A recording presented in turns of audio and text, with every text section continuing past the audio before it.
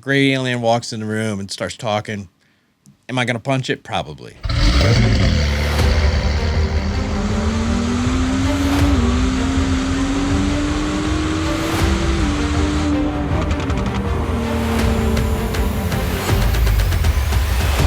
This is Hard Parking, brought to you by Right Honda and Right Toyota out of Scottsdale, Arizona. I'm your host, Jhae Pfenning, recording from my home studio here in Gilbert, Arizona. On the prior episode, if you haven't watched it or haven't listened to it, you're going to want to do that. But we did talk, when I say we, it's myself and my guest in studio, Nate Robertson of Arcus, Foundry, SparkForge. We did talk about some major AI controversy here in the Phoenix area and Phoenix car scene. We have a local personality that we had talked about that took it upon themselves to use AI to generate some women in the area posing next to his car. And he has since removed those posts and has issued a formal statement, a public statement to those people who are still following him and who have not blocked him. He did reach out and say that he had not blocked anybody. That kind of contradicts what I've heard, but nobody that I personally know has been blocked. I do know people that have blocked him or no longer following him. I am not one of those people. I have continued to follow because I don't, even though I didn't really agree with what this person was doing and the way they were doing it, as I stated in the previous episode, it is their right to make these, I guess, public experimentations is what he called it. But, you know, he said some of this stuff was done to him, and maybe he just thinks that it was his job to teach everybody else that this could be done to them. I don't know. It's kind of a weird mentality. I don't agree with it, but he has since removed that stuff. Coming up on today's show, Dwayne Johnson, no, not The Rock, but my longtime friend, stopped by in studio, and we talked about Beag Haus, which you've heard it at the end of every episode, Beag Haus Small Home Design. Find out exactly what that means and what they do. And we have a great conversation about AI, about aliens and other things. And we talk about cars, believe it or not, at least a little bit. So all that and more coming up after this word from Arcus Foundry, SparkForge.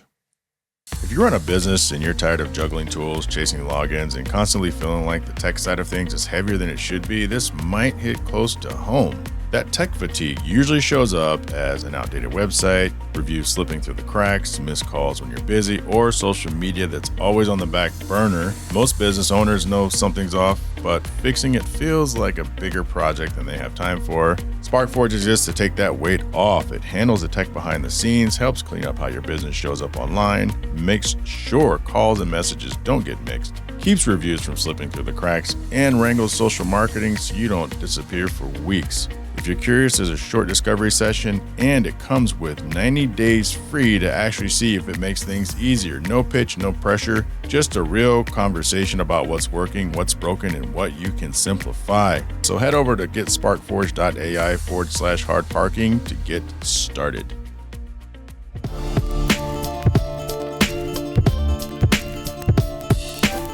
So back on the podcast is my dearest friend, one of my dearest friends. I don't want to get in trouble.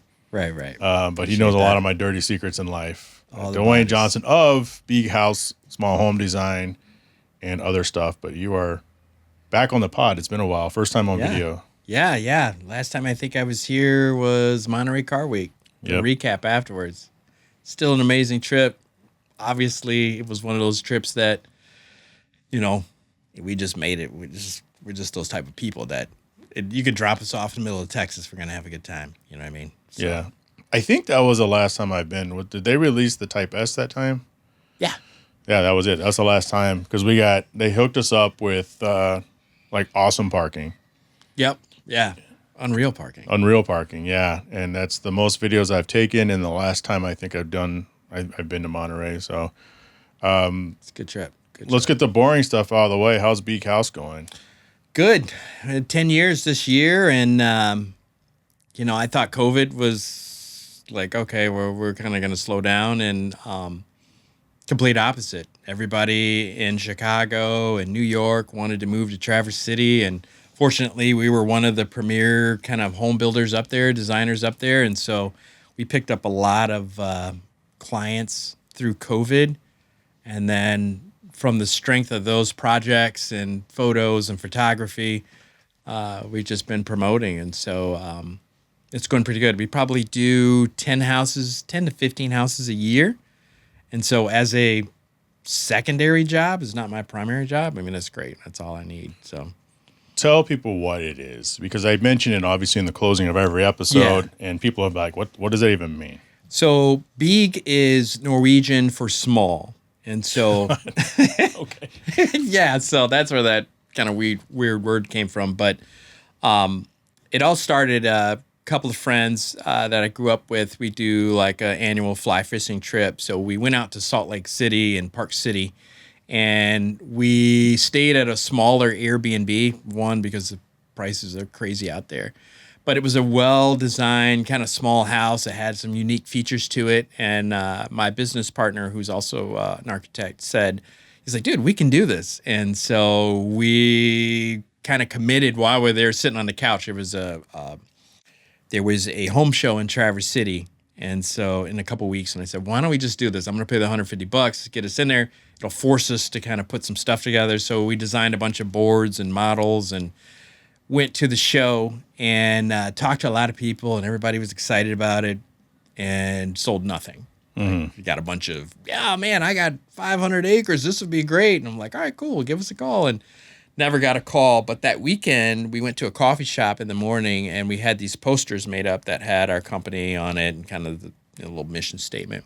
And we hung one up in the coffee shop, and an attorney grabbed it couple weeks later and called us, and that was the first project we did. So that was the Cedar House, and then that house made it to Dwell magazine and kind of took off from there. So, and that's your secondary venture. Yeah. So primary jobs, project management. I do some development with some other people in the Grand Rapids, Michigan area. So you've been an architect pretty much the whole time I've known you, which is a long time. Yeah. 20. I have to go back in the pictures. 06, 25, 26 years. Yeah. Like you were one of the first people I met when I moved to Michigan in 99. So yeah, I'm just, the pause for those of you who aren't watching as I'm kind of looking at the date of us recording this in June. God, that's wild, isn't it? Fast and Furious date night with all the guys the car shit forums. Yeah. The Honda forums. Monty Williams. Still around. Is he really? I see him I'll say this. I see him at least twice a month. My friend Marcus, who you met, there's a hangout in Grand Rapids called Joe's, where all the kind of car people go on the weekends. And it's more of it's a pizza place, and they just kind of hang out. And people do some nefarious drag racing or something in the nights. But every weekend he's there. It's funny. Well, we could tell the story again about when he first pulled up. What did he say to you? So I had my 99 Integra GSR, and I think at the time, I don't think it was turbo. I don't remember. And you had your Accord Coupe with the white wheels. Black car, white wheels, and the Honda Accord. The first two-door is like a 98? Yeah, it was a 98 or 99. And so we both had the black cars, black guys and black cars. Absolutely. Yeah. And then Yomani had a black Eclipse. Yep. And he was a leader of a local car club, FFR. Is that what the name was? Yeah. Oh, my God. It was written across the window decal, right? The windshield, FFR. And what did he say to you? He said, well, first of all, it was like Fast and Furious had just came out like 2 months before this or whatever. So everybody was clicking up, like it was LA or whatever. We're in Michigan, so it's like there's no car scene at all. Zero. Yeah. And so Jay and I were hanging out, and I remember he rolled up, and he's like, hey, I want you to join our club. Or he said something like that. He said, what did he say? He said, hey, I want you to join or come join us. He did like the Dom thing, like it's his family, come join us. And we're like, what? We were laughing, and we followed him around. Remember, we had the walkie-talkies. We followed him around. We're just zipping around Grand Rapids, which, again, has zero car scene at the time. And, yeah, I mean, we did some stuff with him, had fun, a couple trips. But, yeah, he's still around, still doing car stuff. Still, he's big into Infinities. So, like G35s or whatever the new ones are called. What the hell? Blows them up every 3 months. He's blowing up a motor. Drag racing people trying to get 10,000 horsepower out of whatever they're putting in their cars. And then you bought the 993 Yep, bought the 993 before. And then I bought the NSX. Yeah, it was dream car days. Yeah. Yeah, I mean, that 993 was before anybody. I mean, they're obviously cuckoo now pricing-wise, but people were throwing those cars away because, one, nobody knew how to work on them, and it was way more expensive than any other car to work on, Hondas or whatever. So I got a good deal, good car from a really good guy at a great price, and hung on to that for 10 years. And eventually it just got so expensive and small. It was just getting old. It's weird, right? Well, looking at the Porsches over time where they just get bigger and bigger huge. And bigger. Yeah, the GT3 now that I have, 991.2 touring, is so comfortable. My wife and I did a rally with a guy out of Detroit, really good dude. And we drove from Detroit all the way to the UP in like 3 days, like to the tippy top. And it was perfectly fine. I'm almost to the point where it was slightly annoying because it's PDK. At least this version is PDK, and that's a different story. But because touring's in that 991.2 only came in stick. But this car that I have is a PDK with a full touring package on it that the dealer ordered or somehow got it. And so it's pretty rare in itself, but causes a lot of confusion. But I mean, you can drive that car 80 miles an hour, 90 miles an hour. My wife's, reading her Nook, sitting in the seat, listening to music. It's got a nice stereo. It's just, and it's big. I'm 6'3", and I fit in there just fine, comfortable, which is kind of weird, because the 993 was none of that. I mean, it was, but also that car you can drive at 120, and not be engaging. You drive 120? What's wrong with you? Yeah, well, it's in a rally. That rally. Don't was let them insane. flock cameras see you. Yeah. No, they don't have any in the UP, so yeah, it's still safe there. But before anybody corrects me, I know they're not speed cameras. I just talked about it on the last episode. Go ahead. But technically, they could be. I know in Michigan, it's a big thing. They can't grab things over like 75. So if you're going down like a regular road, if the speed limit's like 40 and you're zipping by at like 80, it might be able to get a picture of you, but they're not really used for that. The last thing I heard is that there's so many of them, at least in Grand Rapids in Michigan where I'm at, that they can calculate how long it takes you to get from point from camera A to camera? Point B. So in theory, if you zoom by and then all of a sudden you're zoomed by in another one, in theory they could calculate. And again, this ties into the whole... Well, that's like for decades, right? At least 30, 40 years when you're on the interstate, speed controlled by airplane. Right. It's essentially the same thing. How long does it take you to get from this white line to this white line? I don't know anyone who's been pulled over that way, but it's there. And maybe it's just there to mess with you. I don't know. But anyway, it kind of, you were saying that kind of wraps up into the whole... Well, what are we doing with all this information? The data that leads into data centers. And, we were talking earlier about that. And, what I think the biggest thing, and not to go on a tangent from cars, but I guess it all kind of goes together. Like, everybody's selling these data centers and saying we got to have it, but nobody's really explaining what are you doing with all this computing power. Nobody talks about that. What do you think they're doing? I was just talking to a friend about data centers. Yeah. I don't think they're helping me correct emails. So obviously. She sent me this email of this guy, and I can't help but to always be a little cautious when it's just some random person. So they're not sitting, and they're just some TikToker who's got the green screen behind him, and they're shaking like this as they're talking, about, the data centers. Yeah. And so the whole video is like this, right? But he's talking about how part of it is kind of like some municipalities talking about their water shortage and, things that they have to do. And this guy's talking that, you can't do laundry, you can't do this, you can't do that. And so, what my friend likes to do is send me this stuff because they know I like to data dive. And I go, well, yes and no. Right. So I'll tell you what I know, and I'm not an expert in any of this stuff, but what do you think is going on with them? I think, well... Do you think they're zapping up all the water? I think that in order to cool, and you and I have a computer background, I think to cool all those graphics cards or whatever they're using, SD cards or computing chips or whatever, you're going to have some way of cooling that. And if it's water, then it's going to come out of the ground.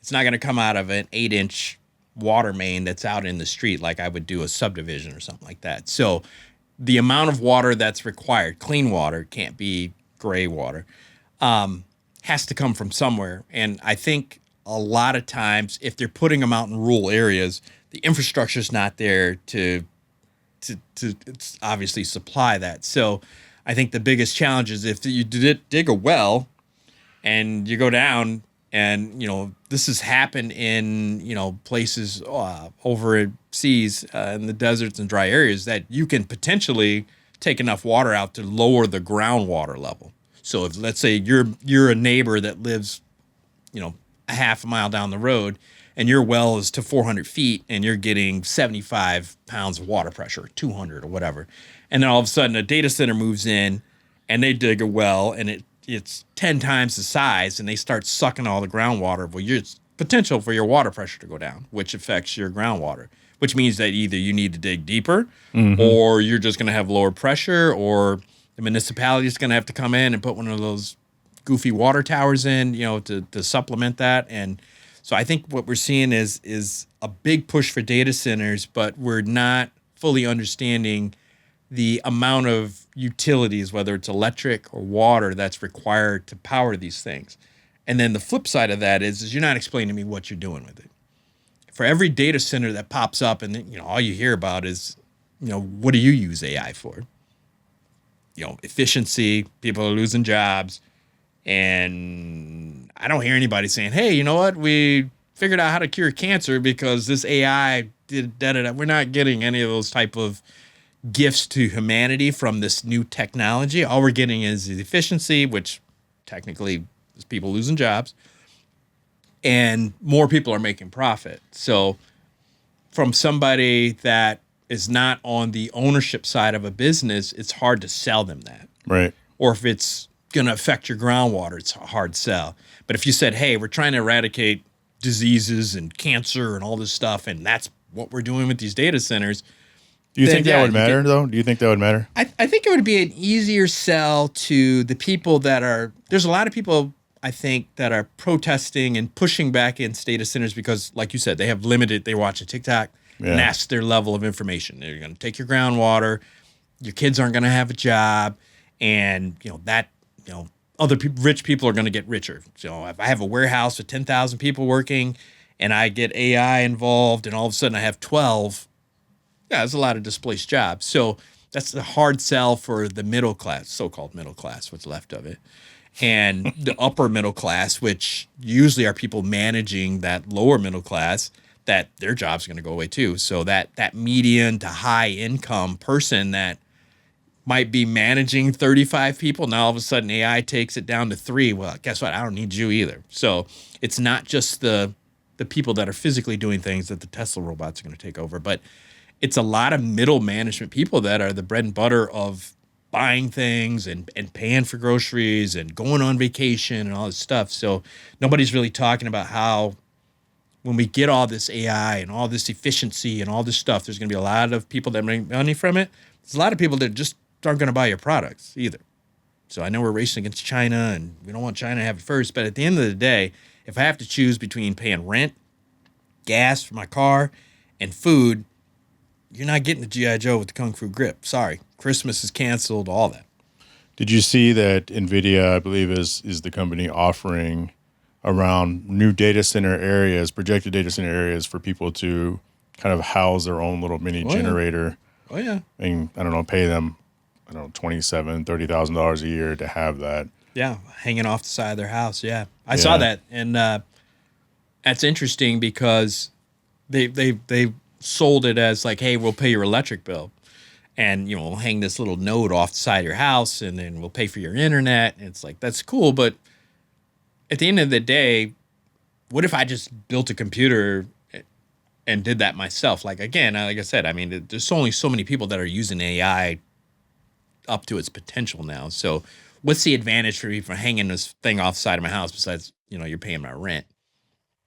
How would you think that would be different as far as having solar on your house? Because that was a hard sell too. And I think in some areas it's actually working out as it kind of contributes back to the grid, and you get the Tesla solar panels. We don't have solar on our house. We have neighbors that have solar. We almost bought solar once, but then the guy gave my wife, like, she was freaked out about something he said or did. She's like, fuck it, no solar ever.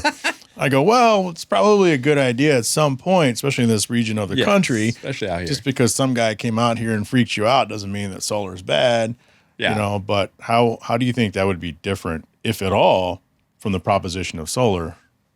Or maybe we don't know yet. Well, I think the potential is that, let's say I'm going to come in and I'm going to pay your electric bill and blah, blah, blah, and all this, and people sign up for it, and they put this note on the side of your house, and your electric goes through the roof, and you're paying it, or maybe you're paying a percentage, because when you think about it, if I came in and said I'm going to pay your whole electric bill, and it's like, okay, well, great, let me run the heat up, or whatever. Right. Let me put 600. I'll put 600 servers in there if you're really going to pay for it. So they're going to have to cap it at something. There's going to be people who try to work the system. It's always the case. Always the case. So if you got the people that are going to try to work the system, you have to be able to say, well, it's just like internet. When fiber came into our neighborhood, you're going to get throttled, or you're going to be capped, or we're going to start you off with an introductory offer where we pay 50% of your bill, but over the course of 3 years, it's going to go down to 5%. So it'll be something like that. But I think the early adopters will reap the benefits of that. But at the end, it's always going to favor. I think there's talk of data centers, especially newer design ones, because I think you're right in a sense that they don't do a good enough job of telling us everything that we should know, because we do know that they are out there using them for medical purposes. They are out there using them to solve world hunger. They are using them to whatever, but nobody on the social media threads, nobody on the local news, all you see is what it's going to take away from you, whether it's jobs, whether it's your water, doom and gloom. Doomerism is a term that's really popular right now. Absolutely. Sounds like a new term, but I looked it up earlier. Apparently it's been around since like 2010-ish, the whole doomerism thing. And there are some data centers, from my limited research, that are running very inefficiently because they were built. Like, data centers have been around for a long time, right? Right. And people don't realize that. But a lot of these newer ones are talking about being able to regenerate the usage of water or their own supply versus zapping. And so it sounds like a lot of these issues where they say they're taking our water supply is isolated and it's not as common. So now the shift is kind of turned to these things are just making too much noise. Right. I think we have that in Michigan. Yeah, I think I fall on the side of believing more in them just being too damn loud than zapping water, because you can only zap people's water for so long before you're done. But I'm sure that's happening in places. But as far as it's, my friend was saying that they heard that Arizona just had no water. I go, no, we have water. Our water's been slowly dwindling, but it has nothing to do with these data centers. Yeah. It's the shift in the climate. Climate shift is real, or climate change is real, but it's not real because we're doing it. It's just kind of the natural evolution of shit that's happening in the world. Right. Planet's pretty big. Yeah, planet's pretty big. But, who knows? I think it comes down to there's just not a lot of education out there, and we just don't know. And a big part of it, too, I know at least in Michigan where they're getting pushed, or some of these rural areas, and those and I've built houses in places in Michigan that don't have zoning or doesn't have a zoning administrator. So when you go to call, like, hey, how do I get a permit? Call Steve. He's working at the mechanic shop. He'll be home between 6 and 10. Just give him a call and he'll get you. And it's like, really? So a lot of these companies that are coming in are coming with lawyers and attorneys and all this stuff, and they're trying to stick this data center in. The people say, yeah, we don't want it. It's like the fracking thing. Yeah, same thing. It's the new age fracking, because data centers are the new fracking, because now they're putting them in anyway, and they're like, all right, well, sue us. And that happened in Michigan. There was a town that said no, and then the data center's attorney said, okay, we're going to sue you guys, and it's going to take $10 to $15 million worth of litigation. They don't have that type of budget in this little township to fight this. So they gave in, and they let the data center get built. Now people are pissed off because you've got people on a board that work at the grocery store during the week that meet once a month to have a community board meeting, and they're tasked with trying to fight a data center that wants to move into town, and they don't know anything about this. They don't have the resources to fight that. So I think you're seeing a lot of people that are up in arms because they're forcing their way in. And then now you're also, but the counties that are being proactive are putting moratoriums to say, hey, we're not going to talk about data centers or do anything with data centers for 2 years until we figure out what's going on. And so even, and again, I keep going back to Michigan where I'm at, but the governor has been a big proponent of data centers. I don't know why. I don't know what she would get out of it. It's not like there's jobs in there.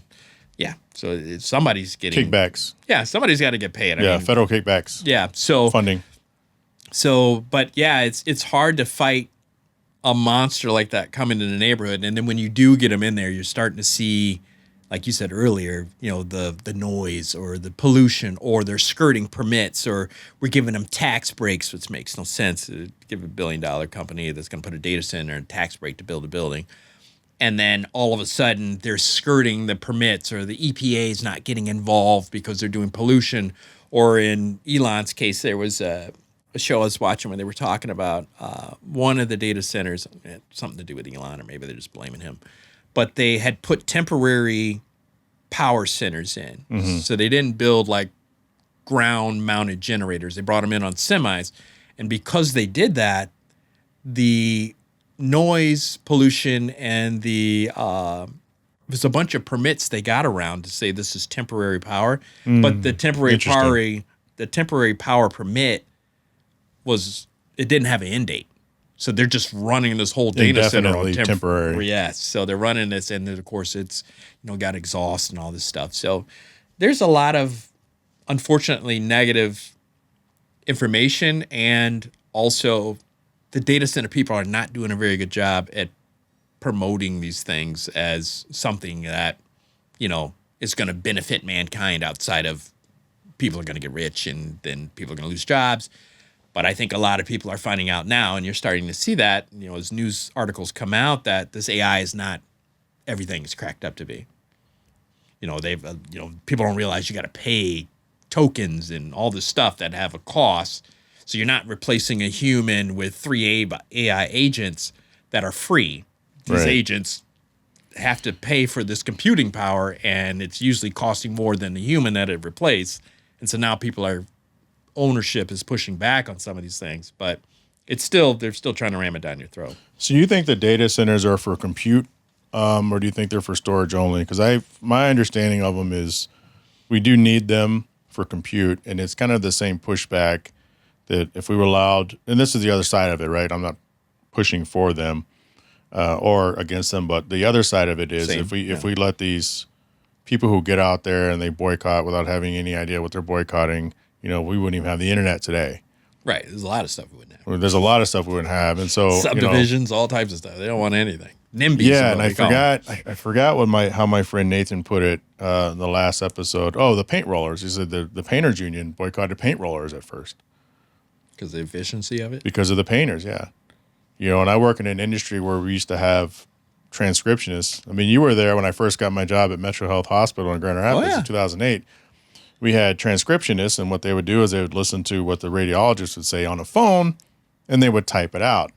Transcription AI has been around for decades now, and so there's a lot fewer transcriptionists than there was before, far more efficient, far more accurate. Unfortunately, people lost jobs and were displaced, but that, unfortunately and fortunately, that's a natural progression of technology. Right. But I think that there's going to be a lot more careers and independence things, creators like us. Not everybody can do that, but I think there's going to be a place for a lot of people. I think there's going to be mass displacement a little bit at first. But one thing we know is nothing AI truly runs on its own. It still needs our input. It's not our oversight, and we push the final button. Correct. And that's one thing I think a lot of people don't necessarily realize. It's not I was watching Instagram, a guy was talking about it, and he said, it's artificial intelligence is not the right word. Yeah. It's more of like an adaptation of your thought process. Maybe it's a cleaning up. Maybe, the way I use it is, on Mondays, sometimes I don't want to write long emails. So I'll drop an email in there and say, hey, I just need a response to this, da-da-da-da-da. And it'll spit it out, and I'll go back and proofread it because I don't trust it. And It's like, yeah, that's great. It's well-written email, boom, send it out, looks great. Now, whether or not the person that received it is like, I did this in AI, or it doesn't really matter. I'm conveying the information as a project manager. It's clear and concise, and I might have dumped 5 or 6 emails in there to get to that point. Would I have came up with that email on my own? Yes. Would I have written it the way the AI did it? Probably not. I know you. You wouldn't have been. Yeah. No, as I said, the older I get, the less words I want to use. So Yeah. if you get a wordy email from me, it's definitely AI. But outside of that, it's not really. It's a lot of middleman work. You know what I mean? It is, and that's an excellent thing. That's a good example, right? Because I talk about this. We talk about AI a lot on this podcast. That's productivity, and if everybody in every office is doing that, that takes compute power. Right. And so all the compute is all shared, just like an internet connection, just like electricity in your house, right? You have the breaker and the breaker box. You only get so much feed. All these outlets can only handle so much load before you pop the breaker. I just changed out a breaker in my mother-in-law's room the other day. And so all that power has to come from somewhere. And so you think about it from a virtual standpoint, it's computing power. So how fast can something process something else, right? And so that's, from my understanding, for the most part, that's why we need these data centers, because compute right now is at such a high demand. I listen to a lot of stuff between Anthropic and OpenAI and Gemini and all this other stuff, and it's all essentially, you have these different companies that are the backbone to all this AI, but they all still use the same compute, and it has to come from somewhere. Right. Like, people talk about NVIDIA. Everybody wants a share of NVIDIA, right? Because it's a record, outside of SpaceX, it's a record thing. But guess what, guys? NVIDIA makes these chips, and the chip isn't as small as my video card. The chip could be as big as this room. Right. You have to cool that chip.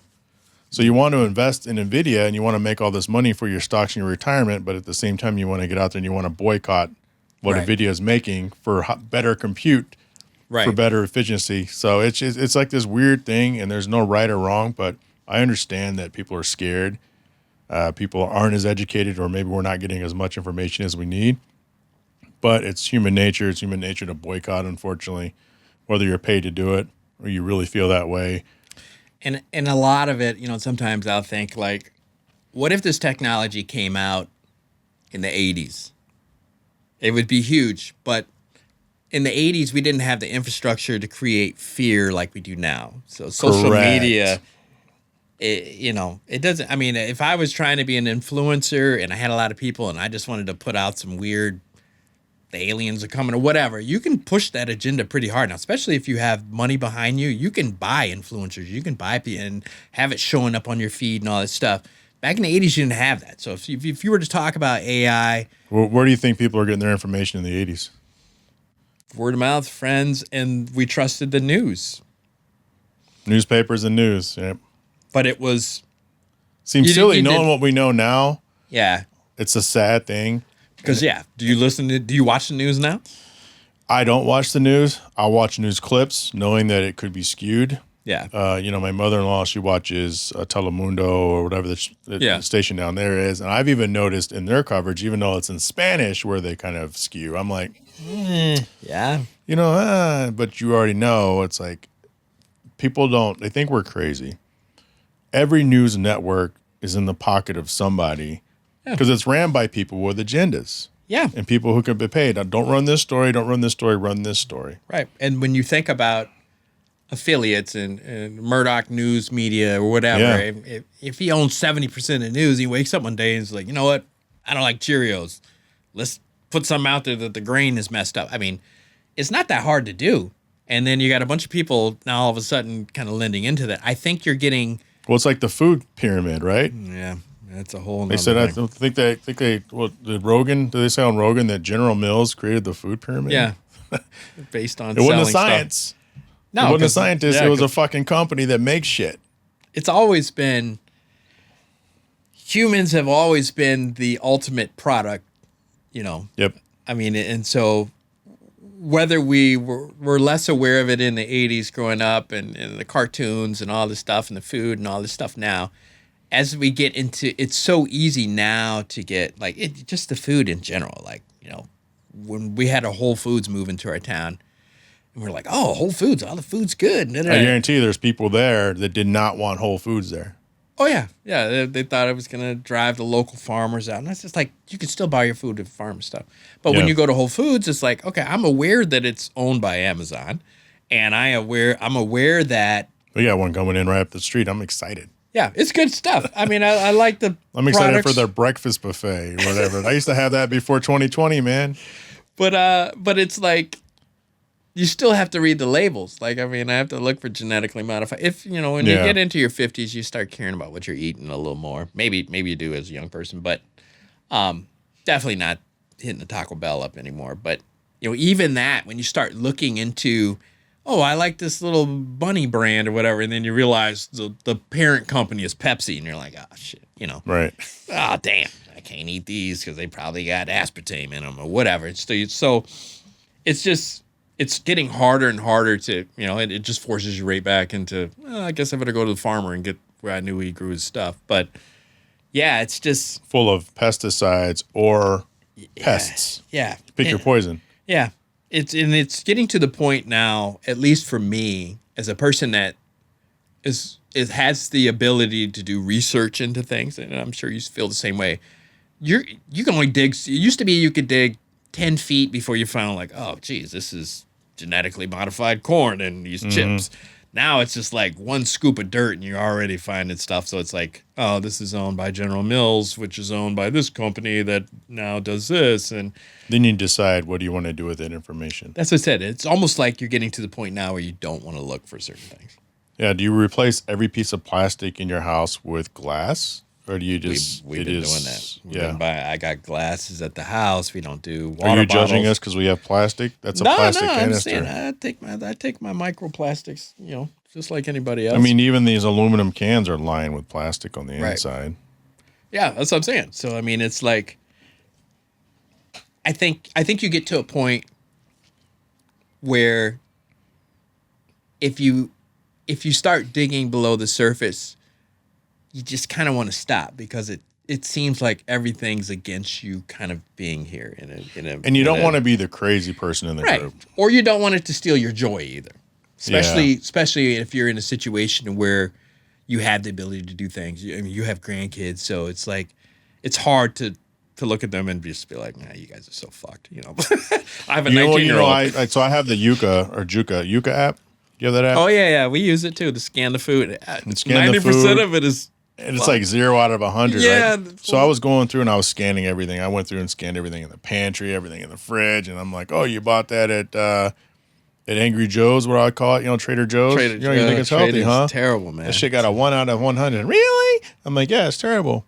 But when I go, I'll buy the good ketchup, I'll buy the good whatever, just because. And then, because the number one ingredient in most ketchup that isn't good is corn syrup, high fructose corn syrup, right? Everything's got corn.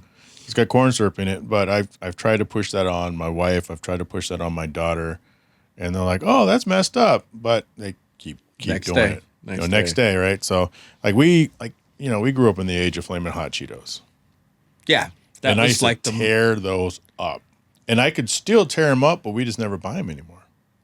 Yeah, there's a lot of because they got that red 5 or whatever. That's a lot of red dye, man. Yeah, but I mean, I've been eating those since I was like 19. But if you compare that Flaming Hot Cheeto to... There's a reason why you can't stop eating it. Right. A Funyun from the 80s or whatever we was eating, a corn chip or a Dorito. Is a Dorito from the 80s the same as a Dorito today? Or just regular straight Dorito flavor? I would love to... That'd be interesting. Yeah, I would love to try those back to back because you're damn right. Because if they slowly change shit over time, you would never notice. Right. And going almost back to the whole AI thing... More efficient, cheaper cost, more money. It's corporate. It's America, the corporation, man. But we can't live in fear. But yeah, that's a very interesting thing. So what are you doing in town? Why are you here? I do some project management for a development company in Grand Rapids, and I flew out to Phoenix and then drove 3 hours to Yuma, Arizona, which I love. There's a great coffee shop called Cafecito downtown. They have amazing acai bowls. How many times have you been there? 2 times. Did you stop here the last time? No, I flew out to San Diego last time. All right. And then drove from San Diego. Don't make me cut you. But yeah, it's Yuma's a great little place, and it's hot as hell. But yeah, it was a good time. It's a good time down there, and I said, "Oh, let me go see Jhae this time. Swing through Phoenix." You didn't get pulled out of your car by ice or anything? No, actually, I have a person at my job that is very Ronald Reagan, and she was a little bit nervous to come down here to Yuma, and I said, "Why?" And she's like, "Yeah, well, it's close to the border." I said, "Yeah, it's probably great tacos." Have you not been watching TikTok? I said, "What are you missing out on great tacos? Are you scared of great tacos and food and all this stuff?" I said, "But it's an amazing place. People are amazing." I don't think she realizes that there's a lot of snowbirds from Michigan that end up there for the wintertime. And I understand the fear given what people are fed. Right. Yep. Right. And there's real stuff going on for sure. Absolutely. But man, the world is not as scary as they make it sound. When I said I was going to cut you, it made me think about something. So this is going to be like another squirrel fork switch off. What do you think about, have you, well, let me ask you this because I assume that you're in the know because we kind of look at the same things at times. The Karmelo Anthony case, do you know what happened with that in Texas? Like recently? Yeah. Oh, not the basketball player. Okay, I was just going to say, I'm like, doesn't he got a podcast? Not Karmelo. Okay, yeah, so I saw that. I saw the outrage. I'm on Reddit a lot now because I can kind of choose what I'm looking at. Isn't Reddit kind of the Wild West too, from what I understand? Yeah, I stay on the Drake forums, Okay. Big up Drizzy. But I did see that on Black Twitter, has their own little thing on Reddit. And a lot of people were outraged. And so I remember when it happened, I didn't really know the basis of the case, but then I didn't realize that a similar situation had happened with a white person. And he might have got 2 years where this guy got 14 years or something like that. So I'm at the point in my life I don't know about that other case, by the way, but I believe. Yeah, somebody had it up and compared it and said this happened a year and a half before somebody got stabbed or whatever. But I didn't understand. I knew it happened at like a track meet, right? Did they aligned? They tried to say, obviously on Black Twitter, it's gonna have a little skew to it, but they were trying to compare the two and saying this guy got railroaded, and then I saw 50 Cent was paying for funeral service or something, prison lawyers or whatever. But it was at 50, it's a black man in America. I'm not surprised. It's kind of that old Chris Rock adage, like, shame on me for being surprised that they threw the book at this guy. That tends to be the standard, especially nowadays in today's times. It seems like having a huge gap between what happens to one group and another group is very acceptable, and people are willing to go to sleep and be fine with it. Well, not everybody, but I think I'm not surprised by it. And I don't really know the history of the case because I thought it was... Yeah, what do you think it is? I'll tell you because I've been following it. I thought it was somebody... He had stabbed somebody because they got in a fight or something like that, but it sounded like it was more of a self-defense thing, and I hadn't seen that angle before. So I don't really know the merits of the case and what happened. I just know that people were very outraged by the 14 or 15 years that he got. I think he got 30-something or something like that. Okay, so even more. Yeah, so were people outraged because he got so much time, or were people outraged because he was found guilty? Because in my social media feeds, I see a lot of people outraged because he was found guilty, or that it's a racial thing, like everything's a racial thing, But here's what happened, because I've been following it. They're at a track meet. Karmelo Anthony finds himself on the opposite end, the other team, and they're in the bleachers and they're underneath the tent, and they get into an altercation with Austin Metcalf, and Karmelo Anthony says they tell him to leave a few times. He doesn't want to leave. Right. And so it's, don't touch me. And so Austin Metcalf pushed him, and Karmelo Anthony took a knife out of his bag and punctured Austin Metcalf, which punctured his heart. And he died. And then he ended up dying, and Karmelo Anthony kind of fled, but he stayed there. You know, he didn't like run away. They didn't have to like go out and find him. But that's what happened.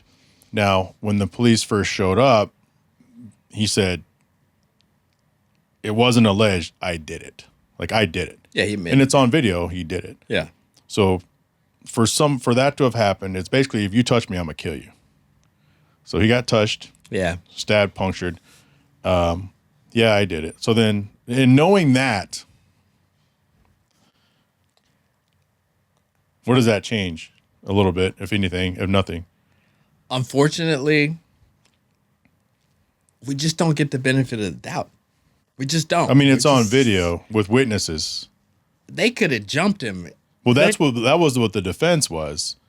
I got jumped, but the video is clear. He never got jumped. Yeah. And then one of his homies, another brother, even like testified, like, yeah, this is what happened. It was probably an extreme reaction to a situation, but you don't. That's the problem. I don't understand. I guess it's impossible in today's climate to feel sorry for somebody of color. I'm sorry. It is what it is. If you have police that are scared, if I get pulled over driving a $200,000 sports car with my 19-year-old son and the cop is afraid of me at 52, I ain't got no guns on me. I don't have, and then you're walking up to the car and you have the ability to say that I was intimidated because this guy's 6'3" and 200 pounds or whatever and not shape. But if you have that defense, you're always, whatever you do is technically, you might get away with it. And unfortunately, black people are just never going to get the benefit of the doubt in this lifetime. I just don't see it. And so when I hear stuff like this, it hurts me because I understand. But that had nothing to do with the police, just so we're clear. No, I'm just saying we live in a climate where police and ICE officers can use deadly force because you're scared of me sitting in a car. So when I see, and I have a 19-year-old, and I have to unfortunately tell him, and he's light-skinned, so I have to tell him, like, bro, your friends are going to be able to get away with stuff that you're not going to be able to get away with. Like, I need you to be perfect. It sucks, but that's what today's society requires of you, to not be a threat or not feel like a threat. Or so when it comes to girlfriends, you can't argue with them in public. I don't care what color they are. When it comes to police officers, you can't ask too many questions.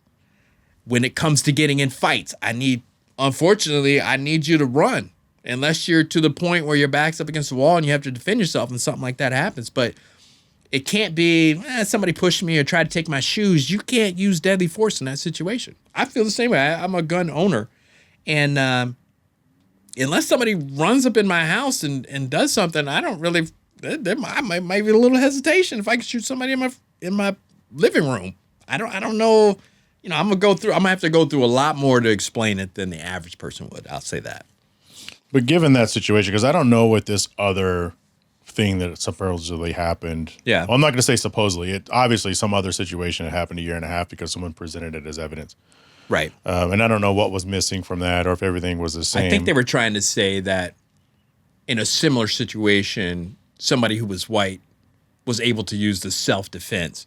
And it wasn't like he got jumped to, it's not like you got stomped out by 30 gang members and you shot one of them. It was a similar situation. Yeah, I mean, it's possible depending on when it happened, where it happened, right? The town.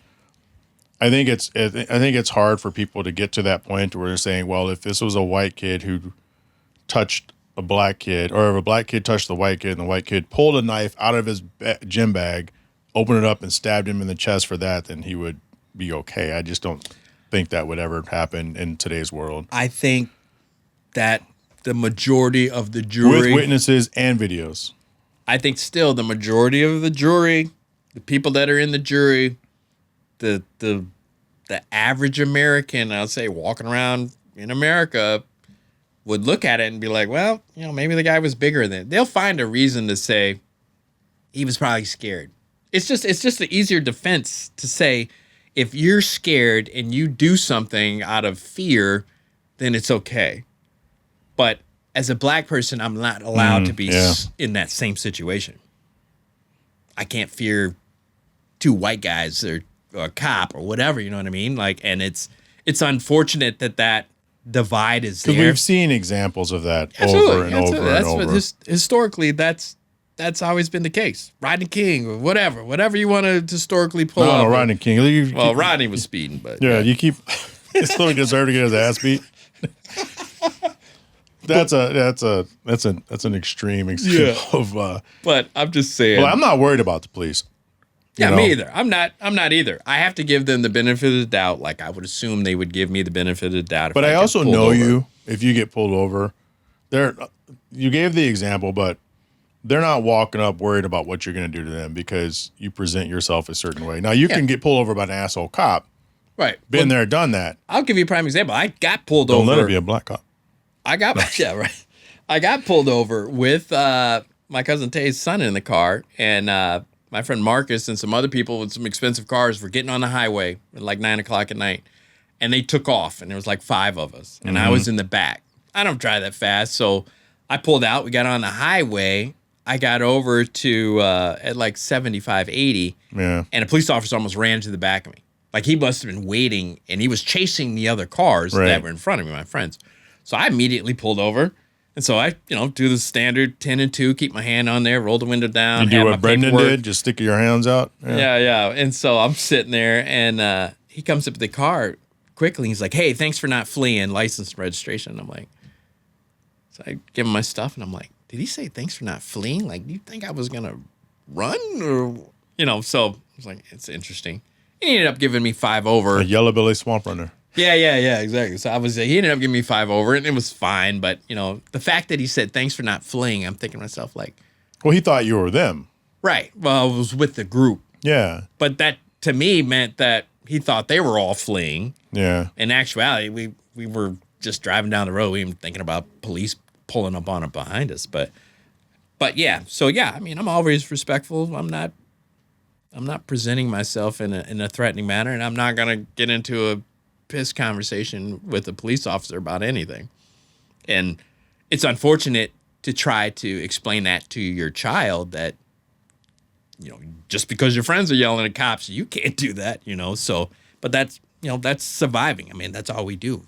We have to survive in the world that's presented to us. If we lived on a molten rock and had to wear a lava suit, that's what you got to do to survive. So that's how I look at situations, living here in America. It's different. And when you go overseas, you travel a lot. It feels different. You let your guard down maybe a little more.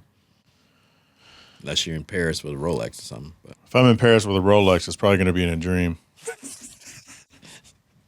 So we had food. Food's great. We did One Drink Wednesday. One drink. With Wes. And we decided we're going to talk about all this crazy UFO shit. Like, do you have any opinions on all this stuff? I have a lot of opinions. And it's supposed to be Dennis. Yeah. But he has yet to come on the podcast. Okay. He'll call me and we'll talk about, I forgot to turn the light on. He'll call me and we'll talk about fucking UFOs for an hour, but I can't seem to get him scheduled for the podcast. There's a lot of stuff that's coming out, government. There's a lot of stuff that's coming out on YouTube and all the other places. And I don't know. I think it's, to be honest with you, I think it's all ruined. I think AI ruined it all. I think if UFOs would have been disclosed in the 70s or 80s, it would have hit different, but nobody believes anything anymore. I agree, but we're also heavily desensitized and overstimulated. Exactly.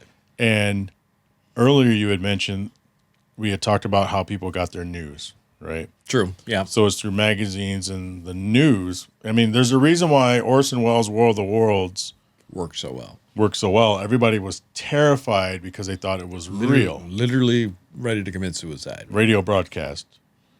But you're right. I think, so they've said there's like 4 species, right? There's the traditional grays from every movie. The little green men, which are grays. Like literally could walk in this room. And there's the lizard people. Reptilians, yep. There's the Nordics, which are supposed to be like 9 foot tall. And there's some Swedish looking people. Tall whites. There's tall people in this world. There are definitely people over 8 foot tall, which is crazy. Like giants, or are you talking about just real humans? I'm talking about, I don't know. How do we know, right? Yeah, that's true. I mean, Wimby is 7'4", and I saw a picture of him standing next to a dude that's like 8'3". Yeah, there's two like African dudes that are really tall and with weight, not like Wimby's like a he's a slender stick. man. He's a slender man. Yeah, there's people that haven't been recorded at Guinness Book of World Records that are probably 9 foot tall. Like, it's not beyond the realm. Yeah, yeah. And then the fourth one, there's 4 of them, right? So you got reptilians, you got The giants, the insectoids. That's what it is. The insectoids. They look like praying mantises. Yeah, which I don't know. I mean, I so guess. it's those 4, right? And so it wasn't Tim Burchett, but somebody in Congress was saying that they were briefed on them trying to crossbreed.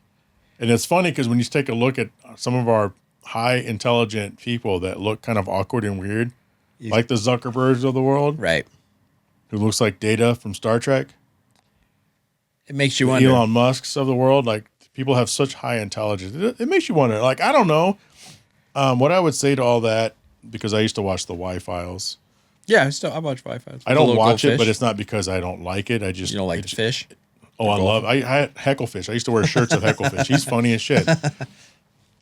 It just fell out of my algorithm. I just got too busy doing so many other things. And I would only watch the shorter ones that were like 30 minutes to an hour. He's had some pretty detailed ones lately. He has some that are like 4 or 5 hours. Like, I don't have time to watch that shit. Time to watch that, yeah. Yeah. And they talked about the lizard people before on the dark side of the moon. And my thought to all that is, if it's true, I just want to know, just so I know. Yeah. But it's not, I don't think it's going to change anything for me other than, wow, that's crazy.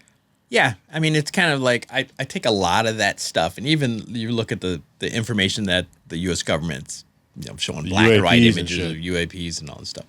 And I always kind of in my brain say, well, do I have to go to work tomorrow? Like, that's really, is it that, if there's a hole in the center of the earth and there's aliens. What does that mean to me? Right. There's aliens living in Antarctica and UFOs are flying around and they got Nazi symbols on them, whatever. At the end of the day, do I have to go to work tomorrow? Like that's the, we're not at the War of the Worlds point, with Tom Cruise version, where, they're blowing up New York City or whatever. Right. So I kind of have to go to work. So at the end of the day, if there's reptilians and they come out and say it, if a gray alien walks in the room and starts talking, am I going to punch it? Probably. But I think that's just a natural reaction. But, right. At the end of the day, I still got to go to work. I still have, our monetary system on this planet has not changed, So it's interesting. Maybe it's the thing that I don't know. I just don't know what the disclosure does for us today. Yeah, I think they do it because they feel like they have to, or maybe something big is coming. But to your point, and this is what I always say, I don't talk about it on the podcast, but anybody who knows me that we've had these weird, fun conversations, what does that change? To your point, I still have to go to work. I still have to pay my rent, pay my mortgage, still have a car note. It's not going to, but some people can get obsessed and become lost in themselves. But you have to be careful not to do that. And if you're, let's say you're super deep, like you're super religious, right? It might make you question your belief structure. Yeah. But beyond that, and if that's everything you live for, maybe you feel internally crushed. I don't know. But or that's your way of being compliant. Right. But to me, if they're mining humans, if we are just a petri dish, if we are just an experiment, that doesn't change my tomorrow. Or eating us. Yeah, if they're eating us, like that doesn't change my tomorrow. Correct. I mean, I hope I don't get abducted and eaten. Yeah. But other than that, it's... I think there's some people that might not like the idea that they still feel, I don't know why you feel this nowadays, but that the government is protecting us. And, they're the, well, if something were to happen, the government's got us and they're going to protect us. But I guess many people probably don't feel like that now after what's happened recently. But if there was an alien invasion, I don't, okay, yeah, the government might shoot back, but I don't think it is to the point where I feel like, yeah, they're going to protect us. Like, I just don't see that. So, and then to your point, the religious part of it too. It's like, all of a sudden we're not the supreme being on the planet, or, all that stuff. But at the end of the day, if that makes you go nuts and shoot up a grocery store, probably shouldn't tell you. there's going to be that certain percentage of Excellent population. point. Yeah. And I want to say this because I firmly believe this. So, you know how a month ago we just had these giant meteors just crashing? Houston, Ohio, I think there was 3 or 4. And everyone's like, what the hell is that? Here's my theory on that. Do you remember it was in, I think, 2024 or early 2025, they were saying that NASA and astrologists were thinking by November there was a giant asteroid that was on a crash course with the world. Yeah. And there was like a 6% chance it would hit us, and then it moved down to like a 2% chance. Right. I think they stopped updating us.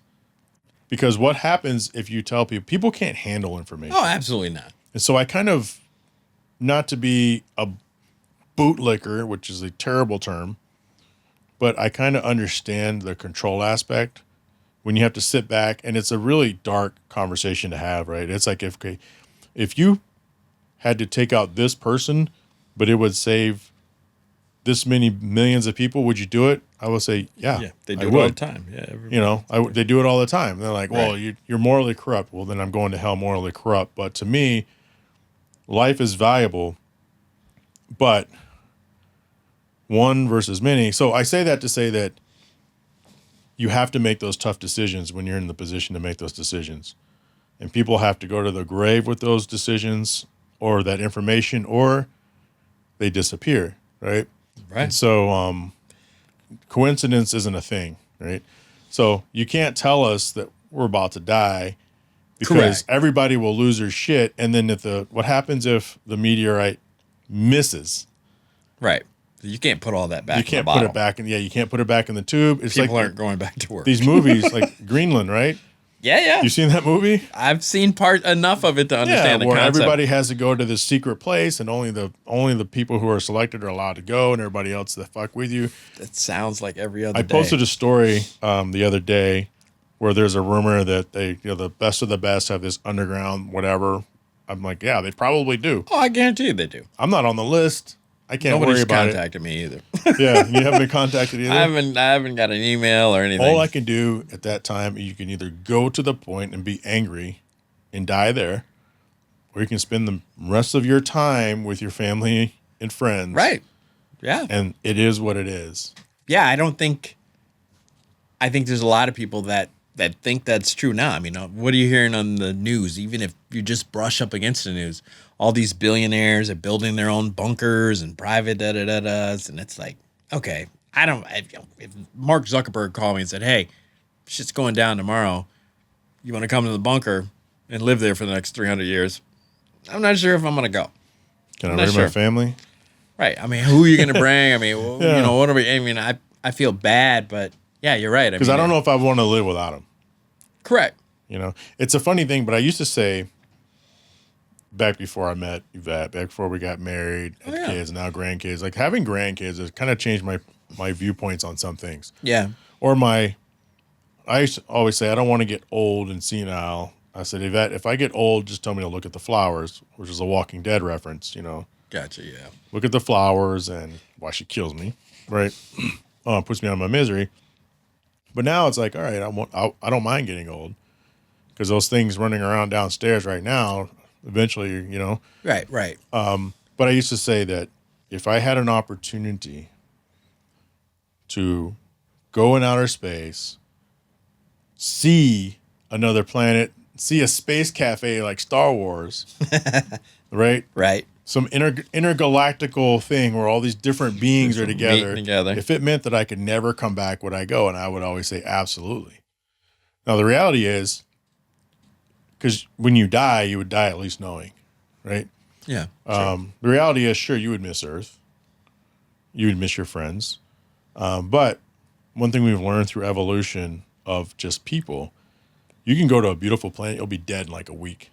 Because Right. it probably has all sorts of shit there that's going to kill you if it's not the You're air right. itself. You're really not ready to survive. You suck in a spore and you're done. Yeah. You have no idea. And when you watch these science fiction movies, like, oh, cute flower, and it puffs in your Yeah. face, and all of a sudden you're blind and you're puking out your guts and you Yeah. die 5 minutes later.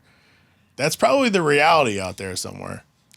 Yeah. It's definitely not the romanticized Elon Musk is big on Mars and going to Mars, and you got to set up in Mars. And it's like, when you really think about it, if it is exactly what they're telling us, if you truly believe that it's a dead planet and all this stuff, and you're going to have to live in a bubble, or even if you go to the moon, would you really want to do that? Like, right.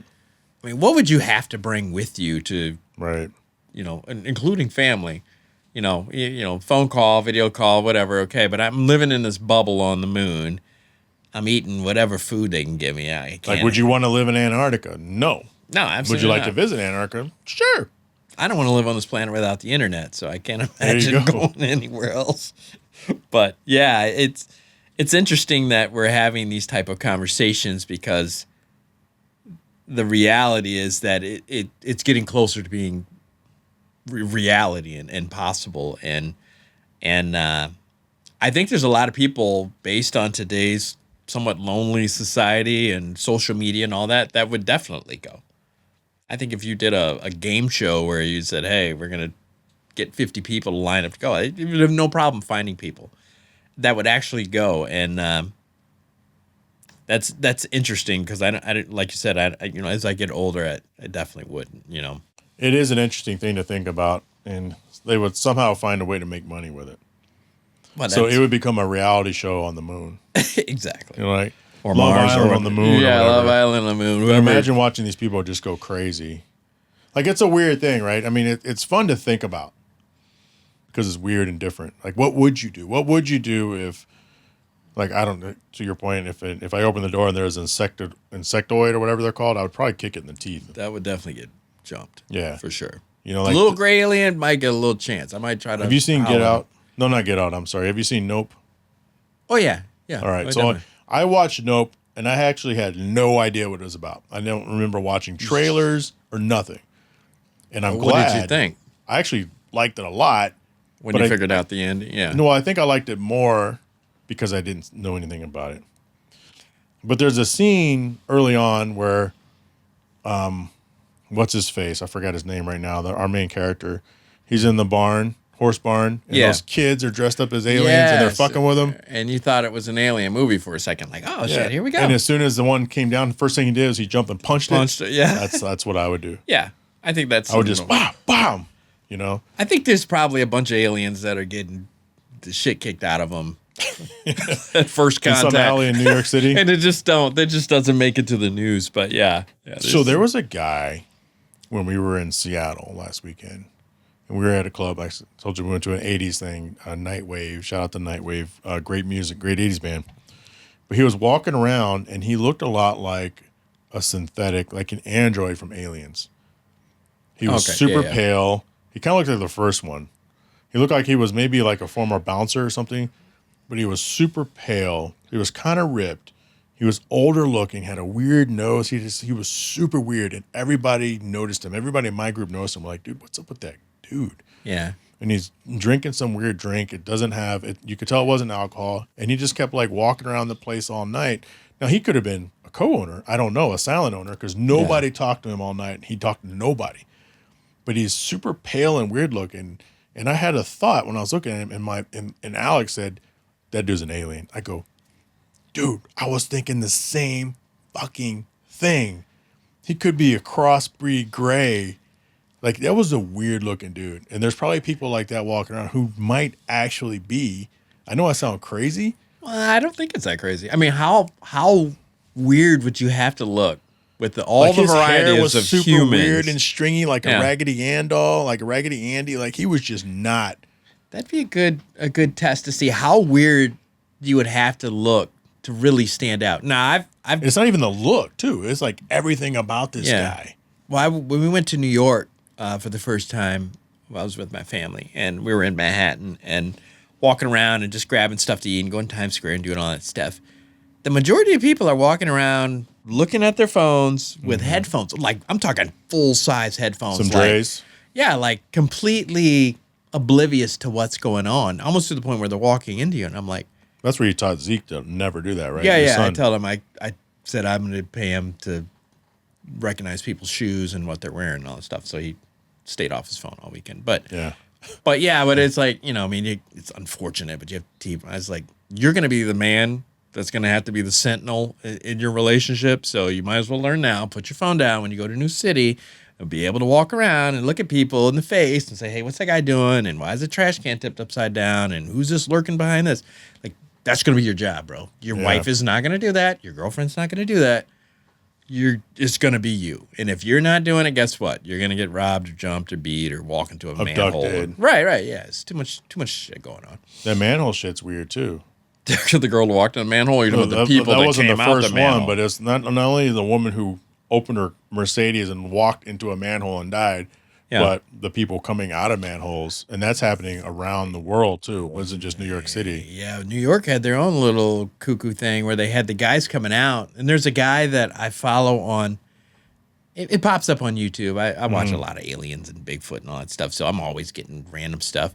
But some guy was zooming in on the people coming out with like an HD camera, and their faces were looking all weird. Like, again, like you said, they had a weird ear. Something was off. Yeah, the ear was the wrong size, or their nose was really flat, and beyond your standard human physics, or physically way they looked. And he was trying to say, like, yo, these people went down this thing, they came out. I don't know what they're doing down there, but I mean, who knows? The world is crazy. Yeah.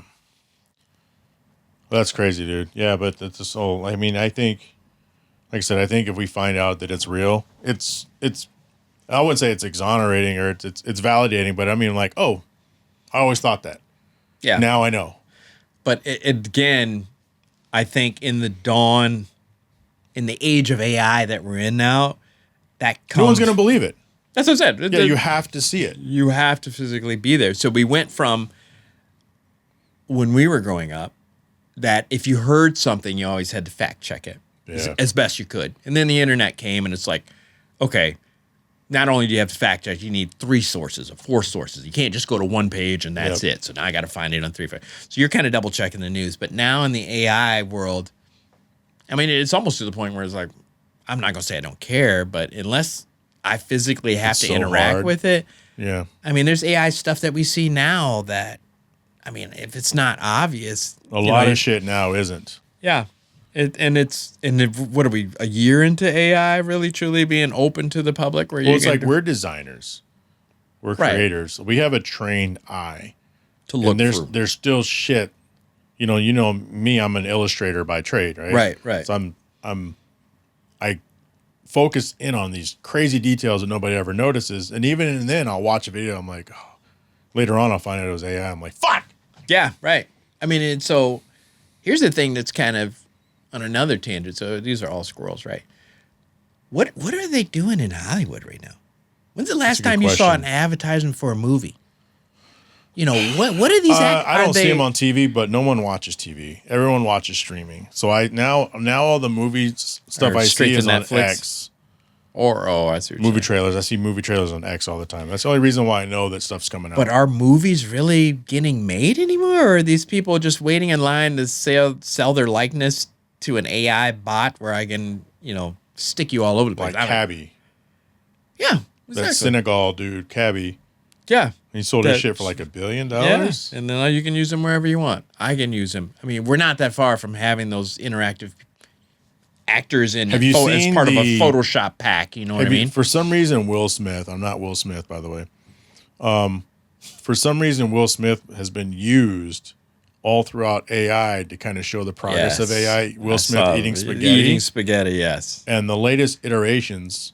Looks real. You can't tell me that's not Will Smith. Right. The first ones were pretty obvious. Right. And even when Sora 2 came out a year ago, that was pretty fucking good. Yeah, but that was a year ago. Right. So where are we going to be a year from now? Yeah. That's what I'm saying. Like, why do I could take old school Steven Seagal and stick him in a movie with Tupac and a real actor. I mean, we laughed about it when we watched Running Man back when Arnold Schwarzenegger, and they took the faces and we're going to do face mapping. Remember that? And they took it and made it look like he died when he didn't. But, I mean, we're already here. That's today. Yeah. Can't believe anything. Mr. Johnson, I want to thank you for coming by Hard Parking. Let's go get some food real quick. Yeah, it's a barbecue. Thanks. Yeah, thanks for having me. And thank you for being a strong supporter of the show from day one. Yeah, man. I mean, this is quite the studio, and I know this is your passion too. So We talk about some crazy shit sometimes.